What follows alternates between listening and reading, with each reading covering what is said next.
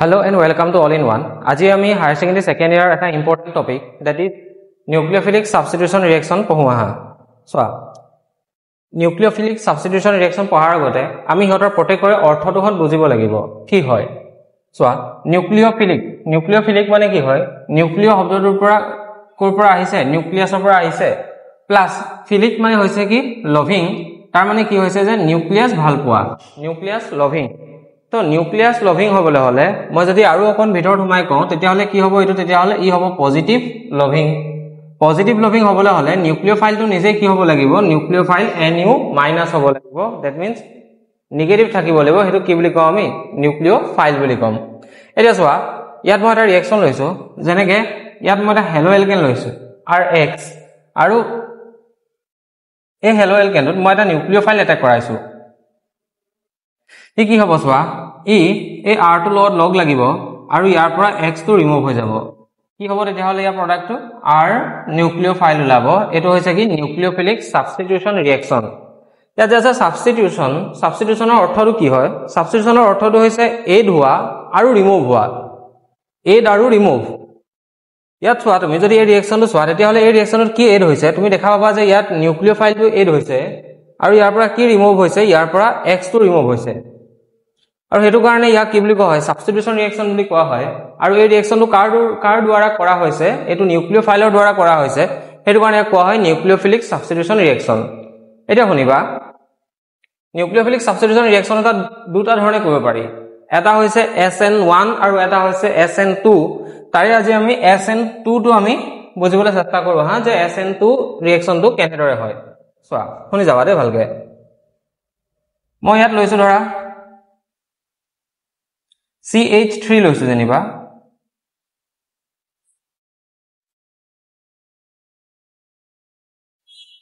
মই ইয়াত CH3X লৈছো তো তুমি নিশ্চয় জানা যদি টেট্ৰাহাইড্ৰেল ষ্ট্ৰাকচাৰ হয় তেতিয়া হলে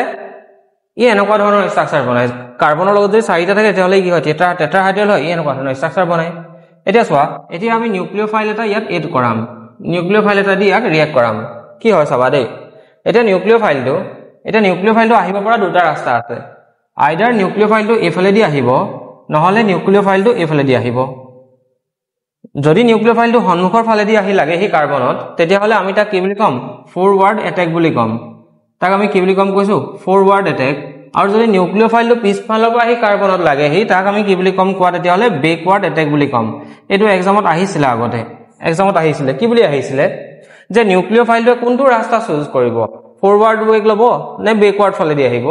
তে তোমাৰ উত্তৰটো হ'ব লাগে যে নিউক্লিওফাইলটো সদায় কি কৰিব যোনটো বেকৱাৰ্ড ৱে আছে তাক বাছি লয় ই কিয় নিউক্লিওফাইলটো ফৰৱাৰ্ড এটাক নকৰে এটো কাৰণে নকৰে সোৱা কাৰণ ইয়াত X আছে X হৈছে ইলেক্ট্ৰন নেগেটিভ হয় বহুত বেছি ইলেক্ট্ৰন নেগেটিভ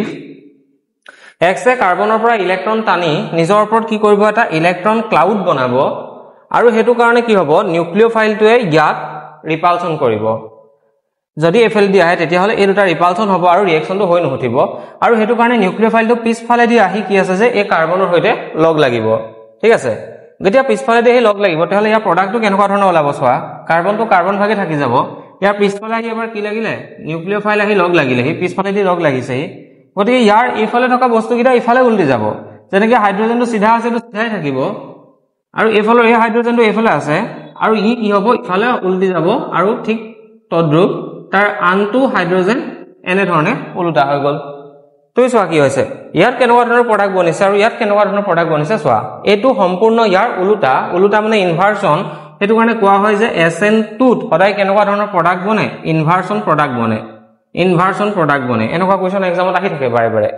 তাৰ পাছত আহা কোৱেশ্চনটো হৈছে তাৰ পাছত কেনেকুৱা ধৰণৰ কোৱেশ্চন আহে যে যেতিয়া আমি SN2 ৰিঅ্যাকচন এটা কৰাম তেতিয়া কি হ'ব যে তুমি যোনটো হেলো এলকেন লবা সেই হেলো এলকেনটো কি হ'ব 1 ডিগ্ৰী হ'ব 2 ডিগ্ৰী হ'ব নে 3 ডিগ্ৰী হ'ব কেনেকুৱা ধৰণৰ হেলো এলকেন হ'ব সেই কথাটো SN2 এ তোত খুদে এটা সোৱা দেই যদি ধৰি লোৱা মই যেনিবা ইয়াত হাইড্ৰোজেন নিদি ডাঙৰ বালকি দুটা R গ্ৰুপ লগাই দিও তেতিয়া হলে এটো কি হৈ যাব সোৱা 2 ডিগ্ৰী হেলো এলকেন হ'ব ঠিক আছে তো এতিয়া নিউক্লিওফাইলটো আহিবলে এইফালে স্পেস নাপাব কিয় স্পেস নাপাব কাৰণ R ৰ সাইজ গিটা বহুত ডাঙৰ হয় হেতু কাৰণে এইফালে দি নিউক্লিওফাইলটো হুমাবলৈ সুযোগ নাপাব আৰু এতিয়া যদি আমি এই R গিটাৰ ঠাইত যদি অকল আমি হাইড্ৰোজেন থওঁ বা অকল এটা R থওঁ বা আমি যদি 1 ডিগ্ৰী লওঁ তেতিয়াহ'লে কি হ'ব চোৱা নিউক্লিঅফাইলটো সোমাবলৈ খুব সহজে ৰাস্তা এটা পাব মানে মই এইটো কথা ক'ব বিচাৰিছো যে যদি তোমাৰ হেলো এলকেনটো 1 ডিগ্ৰী হয় তেতিয়াহ'লে তাত নিউক্লিঅফিলিক এটেক খুব ভালকে হ'ব আৰু যদি তোমাৰ হেলো এলকেনটো 3 ডিগ্ৰী হয় তেতিয়াহ'লে তাত নিউক্লিঅফিলিক এটেকটো নহ'ব ইন কেস অফ SN2 কিয় নহ'ব কাৰণ 3 ডিগ্ৰী ক'লে তিনটাকে R গ্ৰুপ আহিব তিনটাকে বাল্কিয়াৰ গ্ৰুপ আহিব ডাঙৰ গ্ৰুপ আহিব যোনে জেগা খাই দিব আৰু নিউক্লিঅফাইলটো ইয়াত সোমাব নিদিব